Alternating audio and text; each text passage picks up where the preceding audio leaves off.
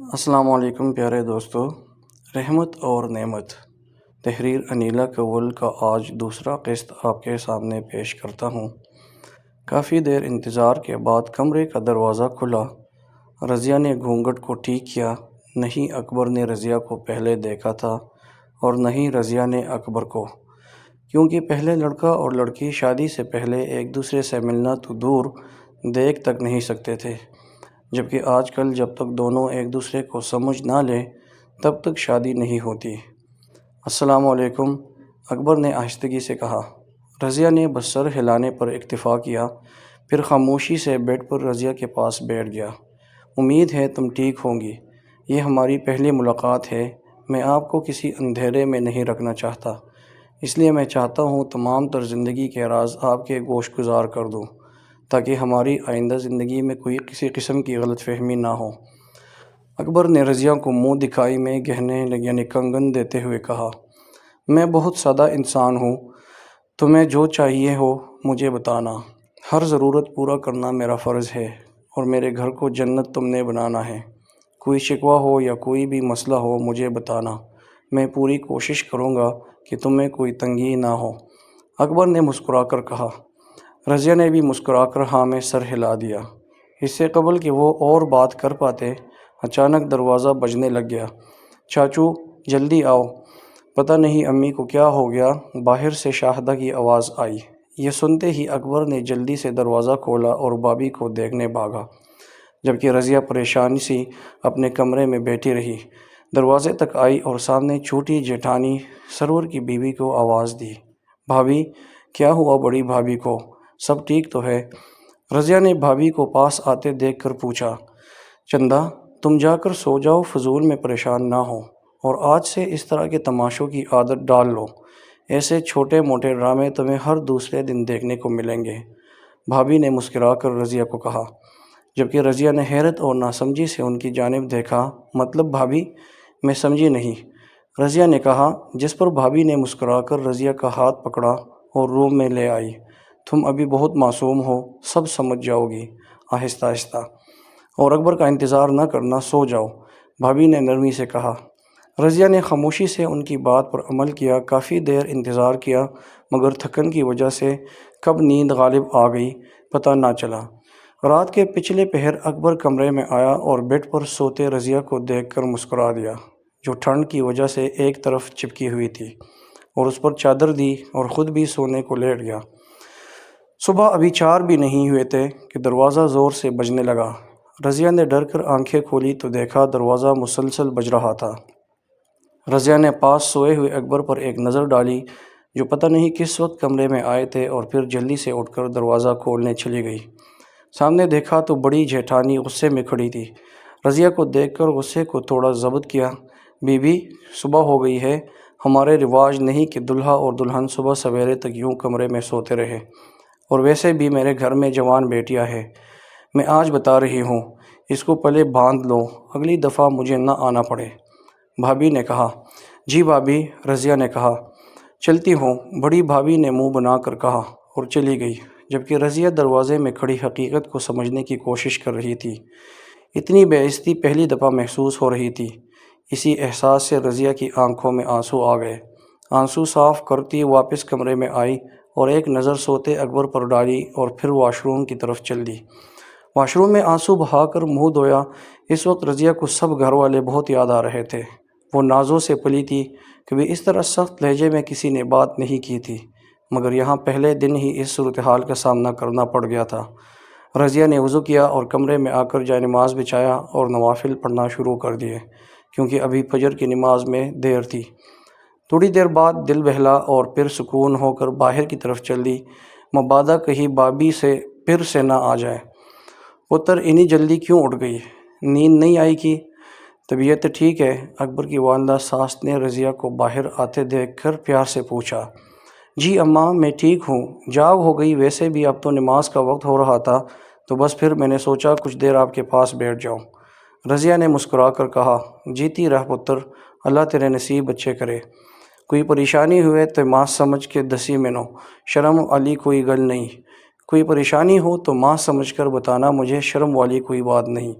ساس نے پیار سے رضیہ کے سر پر ہاتھ پھیرا۔ جی ماں جی، رضیہ نے مسکرا کر کہا۔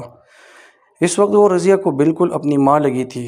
پھر تھوڑی دیر ادھر ادھر کی باتیں کرنے کے بعد دونوں ساس بہو نماز پڑھنے چل گئی، جبکہ دور کھڑی بڑی جیٹھانی برے برے منہ بنا کر جھل بھن رہی تھی۔ اسی دن ولیمہ تھا۔ رضیہ کے گھر سے کچھ فرد آئے۔ اچھا خاصا دھوم دھام سے تقریب ہوئی۔ رضیہ سے اس کی بہنوں نے حال چال پوچھا اور سسرال والوں کا رویے کے بارے میں سوال کیے، مگر رضیہ نے سب کو مطمئن کر دیا اور خود پر بیتی کا کسی کو کچھ نہ بتایا۔ رضیہ کو رواج کے مطابق اس کے میکے والے لے گئے، مگر ابھی 1 گھنٹہ ہی ہوا تھا کہ 1-2 مہمانوں ساتھ بڑی جٹانی آ گئی اور رضیہ کو واپس لے جانے کی ضد کرنے لگی۔ سب نے زور لگایا کہ ان کے ہاں رواج ہے کہ لڑکی ولیمہ کے بعد کم از کم 6 دن اپنے میکے رہتی ہے، مگر بھابھی نے اپنی ضد پر اڑ کر کہا کہ ان کے ہاں ایسا کچھ رواج نہیں، اور پھر رضیہ کو خاموشی سے ان کے ساتھ روانہ کر دیا گیا تاکہ رضیہ کی شادی شدہ زندگی پر کوئی اثر نہ پڑے۔ شادی کے پہلے دن کے علاوہ باقی 5 دن ٹھیک گزرے، مطلب کوئی ہنگامہ نہ ہوا، دن اچھے گزر رہے تھے۔ رضیہ صبح سویرے اٹھ جاتی تاکہ جیٹھانی کو بات کرنے کا موقع نہ ملے، مگر بھابھی بھی کب تک چپ کر کے بیٹھنے والی تھی۔ وہی ہوا جس کا ڈر تھا۔ ابھی شادی کو 1 ہفتہ بھی نہ ہوا تھا کہ ایک دن صبح صبح رضیہ کے پاس کمرے میں آ گئی۔ اس وقت اکبر نماز پڑھنے گیا ہوا تھا، اس لیے بھابھی کو بات کرنے میں پریشانی نہ ہوئی۔ کنگن اچھے ہیں؟ جیٹھانی نے رضیہ کے ہاتھوں کو دیکھ کر کہا۔ جی شکریہ، اکبر نے دیے ہیں۔ رضیہ نے شرما کر کہا۔ چلو اچھی بات ہے، نئی نویلی دلہن ہو، کچھ دن ہیں، سج سنور کر رہا کرو۔ کافی عورتیں آتی ہیں تمہیں دیکھنے، ان کے سامنے اچھے سے بند سنور کر آیا کرو، جیٹھانی نے عام سے لہجے میں کہا، جس پر رضیہ نے سر ہلا دیا اور دل میں سوچا، چھوٹی جیٹھانی نے تو غلط بتایا تھا، یہ تو اتنی اچھی ہے۔ اور ہاں، باہر کم نکلا کرو، ابھی کام کاج کرنے کی ضرورت نہیں، جیٹھانی نے کمرے میں نظر دوڑاتے ہوئے کہا۔ اور ہاں، جب کوئی آیا کرے گا تو میں آواز دے دوں گی، تب آ جانا، ایسے فضول میں باہر مت نکلنا، لوگ کیا کہیں گے۔ کہ جیٹھانی نے شادی کے بعد فوراً ہی دیورانی کو کام پر لگا دیا، جیٹھانی نے کہا۔ رضیہ نے خاموشی سے ہر بات پر سر جھکا دیا۔ جیٹھانی پھر کچھ دیر بیٹھ کر باتیں کی اور پھر چلی گئی۔ پتر، اکبر دی دلہن نہیں نظر آ رہی، اکبر کی دلہن نہیں نظر آ رہی، میکے گئی ہے۔ ایک عورت جو دلہن دیکھنے آئی تھی، اس نے رضیہ کو نہ دیکھ کر بڑی جیٹھانی سے پوچھا، اماں آپ تو جانتی ہیں آج کل کی لڑکیوں کو شادی کے بعد 1 ماہ تک کمرے سے باہر نہیں نکلتی، شادی نہ ہوئی اعتکاف ہو گیا، نہ کسی کام کو ہاتھ لگانا، نہ باہر نکل کر سب کے ساتھ بیٹھنا۔ جیٹھانی نے منہ بنا کر دل کی بڑاس نکالی، جبکہ اس نے خود رضیہ کو باہر آنے سے منع کیا تھا، کیونکہ رضیہ زیادہ تر ساس کے پاس بیٹھی ہوتی تھی، ان کی خدمت کرتی، ان کی ٹانگیں وغیرہ دبا دیتی، سر کی مالش کر دیتی، اور یہ بات بڑی جیٹھانی کو منظور نہیں تھی، اس لیے اس نے رضیہ کی معصومیت کا فائدہ اٹھایا، جبکہ رضیہ اس بات سے انجان تھی۔ رضیہ پتر، او رضیہ پتر، ساس نے آواز دی۔ جی ماں جی، آپ نے بلایا؟ رضیہ آواز سن کر آئی۔ پتر، طبیعت تے ٹھیک ہے تیری؟ صبح دی باہر نہیں نکلی، خیر تے ہے نا؟ پتر، ساس نے پیار سے پوچھا۔ جی ماں جی، میں بالکل ٹھیک ہوں۔ وہ بھابھی نے کہا تھا کہ رضیہ ابھی بول رہی تھی کہ پیچھے سے کسی کی آواز آئی۔ ہاں ماں، میں نے کہا تھا اسے کہ آرام کر لے، ساری زندگی کام ہی تو کرنے ہیں۔ بڑی جیٹھانی نے جلدی سے صفائی دی کہ کہیں رضیہ اس کا پول نہ کھول دے۔ ایتی سی کیتا، یہ تو صحیح کیا، ساری زندگی کم ہی تے کرنے، ساری زندگی کام ہی تو کرنے، ساس نے کہا، جس پر جیٹھانی نے شکر کیا اور ایک نظر ساس کے پاس بیٹھی رضیہ پر ڈالتی اپنے کمرے میں چلی گئی۔ کیا ہوا بھابھی، آج ناشتہ نہیں بنایا آپ نے؟ اکبر نے ناشتہ نہ دیکھ کر پوچھا۔ کیونکہ آج اکبر نے جاب پر بھی جانا تھا، میری طبیعت نہیں ٹھیک، شاہدہ سے کہا بھی تھا کہ اپنے چاچا کو ناشتہ بنا دے، پھر وہ پتہ نہیں کیا کام کرنے لگ گئی۔ چلو تم بیٹھو، میں بنا کر لاتی ہوں، بھابھی نے سر دباتے ہوئے کھڑے ہو کر کہا۔ نہیں، رہنے دیں، میں رضیہ سے کہہ دیتا ہوں، وہ بنا دے گی، آپ آرام کریں، میں شام کو واپسی پر آپ کی دوائی لا کر دوں گا، اکبر نے کہا، اور پھر رضیہ کو ناشتے کا بولنے چلا گیا، جبکہ پیچھے بھابھی اپنی اداکاری پر ہنس دی اور آرام سے اپنے کمرے میں جا کر سو گئی۔ رضیہ، مجھے ناشتہ بنا دو، بھابھی بیمار ہے، نہیں تو وہ بنا دیتی، اکبر نے کہا۔ جی آپ بیٹھے، میں ابھی بنا کر لے آتی، رضیہ نے مسکرا کر کہا اور ناشتہ بنانے چلی گئی۔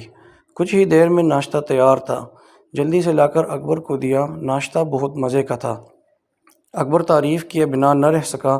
بہت اچھا بناتی ہو، اکبر نے مسکرا کر کہا۔ اسی بات اور رضیہ بھی خوش ہو گئی۔ پھر اکبر اللہ حافظ بول کر اپنی جگہ پر چلا گیا۔ پیچھے سے رضیہ نے برتن اکٹھے کیے اور دھو کر کچن میں رکھنے چلی گئی۔ ابھی باہر نکلی تھی کہ سامنے سے بڑی جیٹھانی کی بیٹی آ گئی۔ چاچی، امی کو بخار ہے، آپ برا نہ منائیں تو مجھے بھی ناشتہ بنا دے، بھوک لگی ہوئی ہے، بھتیجی نے کہا۔ رضیہ نے مسکرا کر سر ہلایا، پھر اسے بھی ناشتہ بنا کر دے دیا۔ اسی طرح ایک کو ناشتہ بنا کر دیتی تو دوسرا آ جاتا کہ چاچی مجھے بھی بنا دو۔ رضیہ نے سب کو باری باری ناشتہ بنا کر دیا۔ دوپہر ہونے کو تھی جب رضیہ نے اپنے لیے ناشتہ بنایا اور پھر ناشتہ لے کر ساس کے پاس چلی گئی۔ خود بھی کھایا اور ان کو بھی کھلایا۔ پھر سارے برتن دھوئے، جھاڑو دی، اپنے روم کی صفائی کی۔ کام کرتے کرتے اچھی خاصی دوپہر ہو گئی۔ پھر تھوڑا آرام کرنے لیٹ گئی۔ تھکان کی وجہ سے شام کے 3 بجے آنکھ کھلی۔ ٹائم دیکھا تو جلدی سے اٹھ کر باہر آئی۔ باہر دیکھا تو اکبر ہی بھی کام سے آ چکا تھا۔ رضیہ کو آتے دیکھ کر سب خاموش ہو گئے۔ رضیہ بھی پاس آ کر بیٹھ گئی۔ پھر کام کا بہانہ بنا کر سب اٹھ گئے۔ رضیہ کو تھوڑا عجیب لگا مگر اس نے اگنور کیا۔ پھر سب ادھر ادھر کی باتیں کی اور بھابھی کھانا بنانے اٹھ کھڑی ہوئی۔ رات کا کھانا کھایا اور سب اپنے کمرے میں چلے گئے۔ دیکھو رضیہ، مجھے پتہ ہے تم بہت نازوں سے پلی ہو مگر اب تم اس گھر کا حصہ ہو۔ میری بیوی ہونے کی حیثیت سے یہ گھر جتنا بڑی بھابھی کا ہے اتنا ہی تمہارا بھی ہے۔ اکبر نے رضیہ کا ہاتھ پکڑ کر پیار سے سمجھایا۔ رضیہ سر جھکا کر باتیں سن رہی تھی۔ میں نہیں چاہتا کہ لوگ باتیں کریں میری بیوی کے بارے میں، اور نہیں میں چاہوں گا کہ تم ان کو کوئی موقع دو۔ اس گھر کو اپنا گھر سمجھ کر ذمہ داری قبول کرو، اکبر نے کہا۔ رضیہ سن رہی تھی۔ آج جو کچھ ہوا میں نہیں چاہتا کہ بار بار ہو۔ گھر کے کاموں میں بھابھی کی مدد کیا کرو اور مجھے امید ہے کہ تم میرا یقین نہیں توڑو گی، اکبر نے مسکرا کر کہا۔ رضیہ نے حیرت سے اکبر کو دیکھا۔ کون سی بات ہوئی ہے گھر میں؟ مگر وہ ان سب سے لا علم تھی۔ اس کہانی کا سلسلہ جاری ہے اور اس کا اگلا قسط تیسرے مرحلے میں آپ کے سامنے پیش کروں گا۔ اللہ حافظ۔